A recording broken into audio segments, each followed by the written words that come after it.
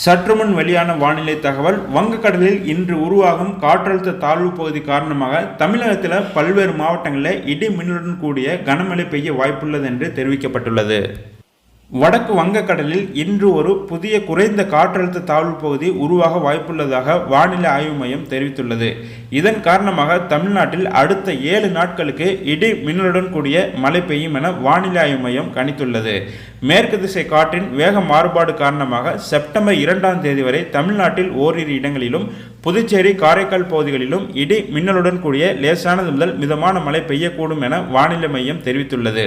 இன்று முதல் 30ஆம் தேதி வரைக்கும் தமிழகத்தில் ஒரு சில இடங்களிலும் புதுவை மற்றும் காரைக்கால் பகுதிகளிலும் இடி மின்னலுடன் கூடிய லேசானது முதல் மிதமான மழை பெய்யக்கூடும் என்றும், மேலும் வலுவான தரைக்காற்று 30 முதல் 40 கிலோமீட்டர் வேகத்தில் வீசக்கூடும் என்றும் தெரிவிக்கப்பட்டுள்ளது. வருகின்ற 31ஆம் தேதி முதல் செப்டம்பர் 3ஆம் தேதி வரை தமிழகத்தில் ஓரிரு இடங்களிலும் புதுவை மற்றும் காரைக்கால் பகுதிகளிலும் லேசானது முதல் மிதமான மழை பெய்யக்கூடும் என்றும் தெரிவிக்கப்பட்டுள்ளது. சென்னையில் அடுத்த 24 மணி நேரத்தில் வானம் ஓரளவு மேகமூட்டத்துடன் காணப்படும் என்பதால் நகரின் ஒரு சில பகுதிகளில் இடி மின்னலுடன் கூடிய லேசானது முதல் மிதமான மழை பெய்ய வாய்ப்புள்ளது என்று தெரிவிக்கப்பட்டுள்ளது.